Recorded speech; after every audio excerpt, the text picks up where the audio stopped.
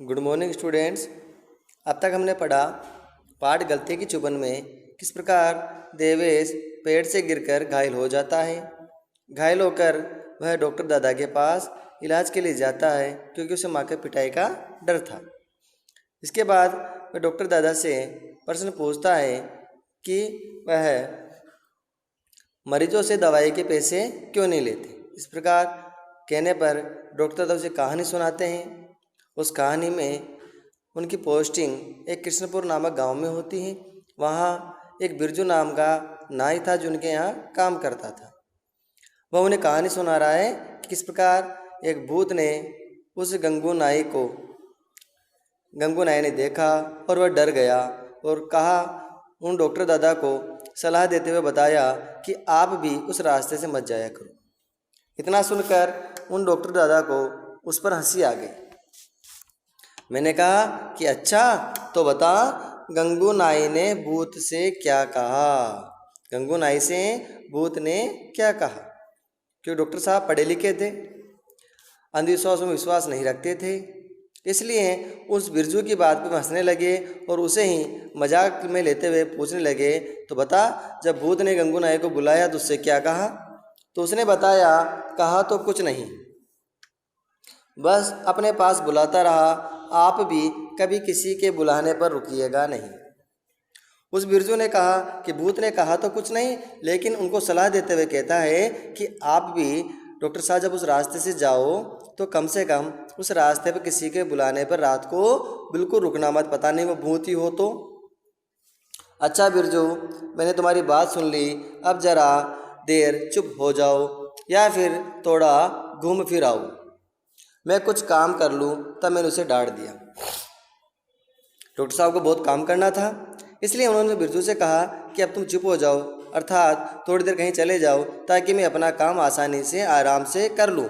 और उसे डांट देते हैं क्योंकि बिरजू की बहुत ज़्यादा बोलने की आदत थी तो वो चुप नहीं रह पाता था, इसलिए डॉक्टर साहब ने उसे डांट दिया और अपना काम करने लगे। बिरजू की इस बात को मैं यानी वह डॉक्टर साहब कब भूल गए याद नहीं।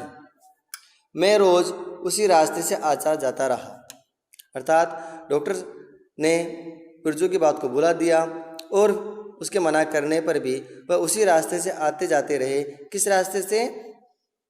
जिस रास्ते पे गंगू नाई ने भूत देखा था, ऐसा बिरजू ने बताया। देखा या नहीं देखा वो बात की बात है। मुझे न तो कभी भूत दिखे न उनका ध्यान कभी आया। मुझे एक रोज़ रोगियों को देखते देखते मुझे बहुत देर हो गई। डॉक्टर साहब ने क्या बता रहे हैं कि उस रास्ते जाते हुए पता नहीं कितने दिन बीत चुके थे, लेकिन उन्हें आज तक उन्होंने कोई भूत वहाँ पर नहीं देखा, जिसकी वजह से वे डरे। एक दिन रोगियों यानी बीमार व्यक्तियों को देखते देखते उन्हें बहुत देर हो जाती है। आसमान में बादल घिरे थे, अर्थात बारिश का मौसम हो रहा था, जिनकी वजह से अंधेरा और ज़्यादा हो गया। क्योंकि बादलों के गिरने की वजह से चांदनी की रोशनी हो सकता है नीचे नहीं पहुंच रही हो, धरती पर नहीं पहुंच रही हो, इसलिए अंधेरा और ज़्यादा घना हो गया। काम निपटाकर मैं डिस्पेंसरी से बाहर निकला तो बादल गरज रहे थे। जब डिस्पेंसरी से बाहर निकले तो बादल गरज रहे थे। ऐसा ही तो रात का टाइम, बादल की गरजराहट और चारों ओर अंधेरा था। बारिश किसी भी समय शुरू हो सकती थी, इसलिए मैंने तेज कदमों से चलना शुरू किया।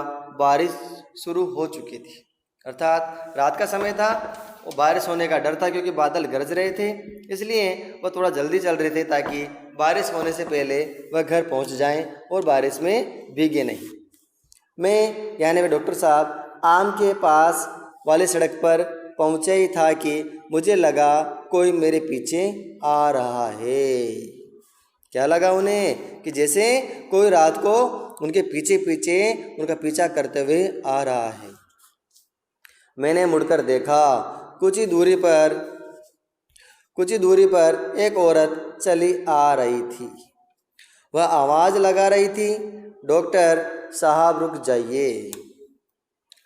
डॉक्टर साहब उसी रास्ते से जा रहे थे। किस रास्ते से? जहाँ गंगू नाई ने भूत देखा।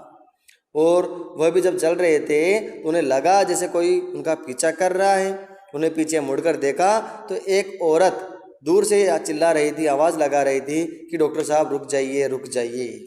जैसा बिरजू ने बताया था कि गंगू नाई को एक भूत उसके पास बुला रहा था। अब क्या होगा, मैंने उसकी पुकार पर कोई ध्यान नहीं दिया, अर्थात डॉक्टर साहब ने उस औरत के बुलाने पर भी वो रुके नहीं और ध्यान नहीं देते हुए आगे बढ़ जाते हैं, बल्कि अपनी चाल और तेज कर दी। चाल यानी चलने की गति और तेज कर देते हैं। तभी आवाज़ फिर आए, डॉक्टर साहब ऐसे मत जाइए, रुकिए तो सही, रुकिए तो सही। अब डॉक्टर साहब डर जाते हैं।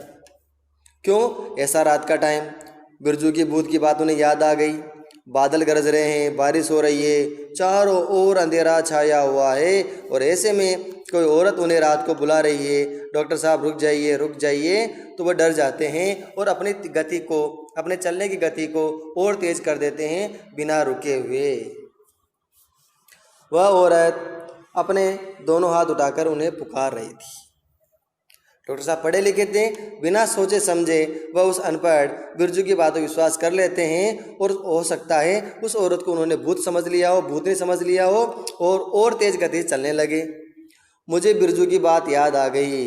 मुझे लगा कि कोई भूतनी मेरा पीछा कर रही है। मैं डर से काँप उठा। क्यों? क्योंकि किसी ने भूत देखा नहीं है, लेकिन उनके नाम का ही एक डर है कि लोग उनके नाम सुनकर डर जाते हैं। आज भी 80% लोग ऐसे होते हैं, 80% लोग ऐसे होते हैं जिन्होंने कभी भूत देखा नहीं हो, लेकिन अंधेरे में अपनी परछाई देखकर, किसी आहट को सुनकर वो डर जाते हैं, काँप जाते हैं और उसे भूत समझ लेते हैं।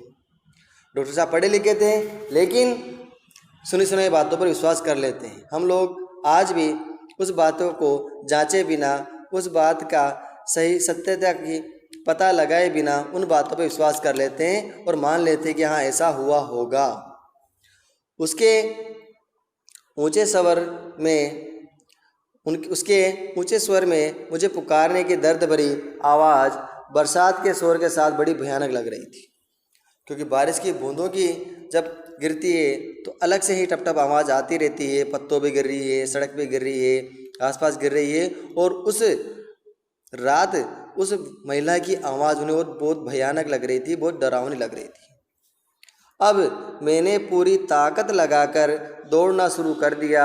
वह आवाज़ मुझे पुकारती रही, डॉक्टर साहब हमें छोड़कर मत जाइए, रुकिए तो सही। अर्थात डॉक्टर साहब ने बिना सत्यता के पता लगाए उस आवाज़ को ही, उस औरत को भूतनी मान लेते हैं और उसके कहने पर भी रुकते नहीं हैं। ये नहीं सोचते हैं कि क्या पता कोई ज़रूरतमंद हो, उसे मेरी मदद की ज़रूरत हो, तो कम से कम रुक कर देख लेना चाहिए। लेकिन इन लोगों के अंधविश्वास से और झूठी कहानियों की वजह से आज भी कई लोग अपनी ज़िंदगी खराब कर लेते हैं और भूत प्रेत से डर जाते हैं, अंधविश्वास में रहते हैं, अनेक बाबाओं के चक्कर में पड़ जाते हैं और अपनी पूरी ज़िंदगी खराब कर लेते हैं। जबकि प्यारे बच्चों, भूत प्रेत नाम की कोई चीज़ होती नहीं है और ना कभी थी। बस एक वहम होता है, एक डर होता है जो हमें डरता रहता है। अगर भूत प्रेत होते या बाबाओं से इलाज हो जाता तो अस्पतालों की ज़रूरत ही नहीं थी। इसलिए हमें अंधविश्वास से दूर रहना चाहिए। अंधविश्वास की ओर सत्यता की जांचे बिना विश्वास नहीं करना चाहिए। कुछ देर दौड़ते दौड़ते मैं उससे काफ़ी दूर निकल आया, क्यों डर गए थे, इसलिए उन चलने के स्थान पर दौड़ना शुरू कर देते हैं और उससे बहुत दूर निकल जाते हैं। कांपते हाथों से मैंने घर का दरवाज़ा खोला, अर्थात डॉक्टर साहब ने घर का दरवाज़ा खोला और फ़ौरन दरवाज़ा अंदर से बंद कर दिया, क्योंकि डरे हुए थे। डर की वजह से जल्दी से उनके हाथ कांप रहे थे और कांपते हाथों से ताला खोलते हुए जल्दी से उन्होंने दरवाज़ा अंदर से बंद कर लिया ताकि वह अंदर न आ सके। डर के मारे गला सूख गया था, उन्हें बहुत तेज प्यास लगी थी, क्यों घबरा गए थे। घबराने से अंदर का टेम्परेचर अधिक बढ़ जाता है, घबराहट हो जाती है, तो उनका गला सूख गया। मैंने पानी पिया और पलंग पर गिर पड़ा।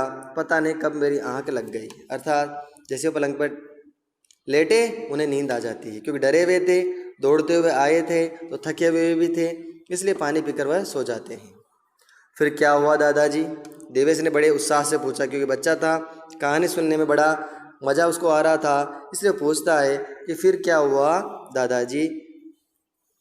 सुबह जब मेरी आँख खुली तो सब कुछ ठीक ठाक लगा, अर्थात क्योंकि रात थी, रात को डर गए थे, लेकिन सुबह जब उजाला होता है चारों ओर साफ दिखाई दे रहा था तो उन्हें बड़ा अच्छा लगा, सब ठीक लगा। मैं रोज़ की तरह तैयार होकर डिस्पेंसरी के लिए निकल पड़ा, अर्थात वे रोज़ की तरह यानी रोज़ाना जैसे तैयार होते हैं, तैयार होकर अपने अस्पताल की ओर, डिस्पेंसरी की ओर निकल पड़े। जब मैं आम के बाग की सड़क पर पहुंचा तो मुझे रात की बात याद आ गई। ऐसा लगा मानो मैंने कोई सपना देखा हो कि सुबह का समय था, चारों ओर सूरज की रोशनी थी, धूप थी, हो सकता है, तो चारों ओर खुला खुला दिखाई दे रहा था, ना कोई औरत थी ना बारिश थी। तो उन्हें लगा जैसे उन्हें कोई रात को कोई सपना देखा हो, कोई डरावना सपना देखा हो और सुबह वह सपना टूट गया हो, ऐसा उन्हें लगा। तभी मेरी नज़र थोड़ी दूर पर गई, वहाँ पर बहुत से लोग खड़े थे। मैं वहाँ पहुँचकर भीड़ में घुस गया। मैंने लोगों से पूछा कि क्या बात हो गई, क्योंकि भीड़ थी तो डॉक्टर साहब जा रहे थे, तो भीड़ को देखकर उनके मन में भी एक उत्साह हुआ कि क्या हुआ है, चलो चल के देखते हैं। वहाँ जाते हैं, खड़े होकर लोगों से पूछते हैं कि क्या बात हो गई। तो वहीं खड़े एक आदमी ने बताया, अरे डॉक्टर साहब क्या बताएं, कल रात शीलाबाई की लड़की मर गई, बेचारी को बहुत तेज बुखार था।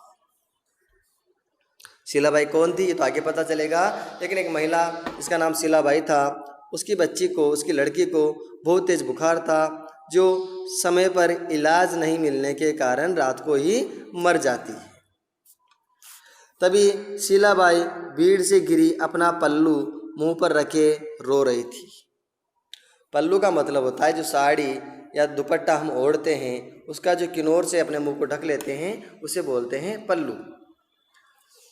पास में जमीन पर उसकी लड़की की लाश रखी हुई थी, जिस पर कपड़ा डाल रखा था। वो बेचारी रो रही थी क्योंकि उसकी बच्ची बिना इलाज के बुखार से मर जाती है और वह उसकी लाश के पास बैठी बैठी रो रही थी। तभी शीलाबाई की नज़र मुझ पर पड़ी, मुझ पर यानी उन डॉक्टर साहब पर पड़ी। वह जोर से रोती हुई बोली, अरे डॉक्टर साहब अब आए हो, जब मेरी बिटिया नहीं रही, मैं रात को तुम्हें कितनी पुकारती रही पर तुम नहीं रुके। देखो मैंने कहा था कभी भी अंधविश्वास की बातों पर, ऐसी कोई बात पे विश्वास नहीं करना चाहिए, नहीं तो हमें नुकसान ही होता है। उस बच्ची को इलाज की ज़रूरत थी, उसकी माँ बेचारी रात को भरी बारिश में रात के अंदर वो डॉक्टर साहब को बुला रही थी, लेकिन उन डॉक्टर साहब ने उस बिरजू की बातों में आकर उसे भूत नहीं समझ लिया और रुके नहीं। अगर वे रुक जाते, अपने कर्तव्य को याद रखते, अपने कर्तव्य को नहीं भूलते, तो हो सकता है उस बच्ची की जान बच जाती। आज भी हमारे आसपास ऐसी कई चीज़ें होती है जिसे हम अंधविश्वास में आकर नुकसान करते हैं। बहुत से लोगों को हमने देखा होगा जो अंधविश्वास में आकर झाड़ फूक के चक्कर में पड़ जाते हैं और धीरे धीरे अपनी पूरी ज़िंदगी खराब लेते हैं, और बहुत सौ को तो अपनी ज़िंदगी से भी हाथ धोना पड़ता है। इसलिए जब तक विश्वास ना हो, सत्यता की पहचान ना हो, उस बात को विश्वास नहीं करना चाहिए। डॉक्टर साहब ने वही गलती की, इसलिए वह कहती कि अरे निष्ठुर, निष्ठुर यानी जिसके मन में दया ना हो, निर्दयी। क्यों, अगर दया होती तो वे रुक जाते, तो कह रहे हैं अरे निष्ठुर, अरे निर्दयी आदमी, तुम्हें कितने पैसे चाहिए थे। उस माँ ने क्या सोचा कि डॉक्टर साहब हो सकता है पैसे लेने की वजह से वहाँ रुके नहीं। वो सोच रहे थे वो गरीब थी तो इलाज करेगी तो पैसे नहीं देगी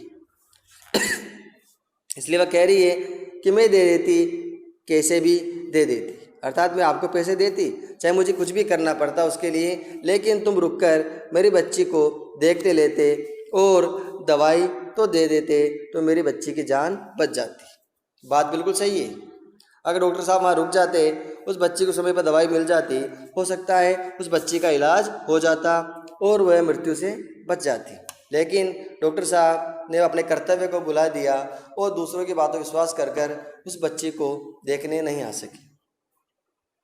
इस कारण उनकी माँ कहती है कि अगर आपको पैसे चाहिए थे तो मैं पैसे दे देती, कम से कम एक बार रुक के तो मेरे बच्ची को देखते। अब आगे क्या होता है, इस घटना का डॉक्टर साहब के मन पर क्या प्रभाव पड़ता है, इसके बाद उन्होंने क्या किया, ये हम हमारे नेक्स्ट पार्ट में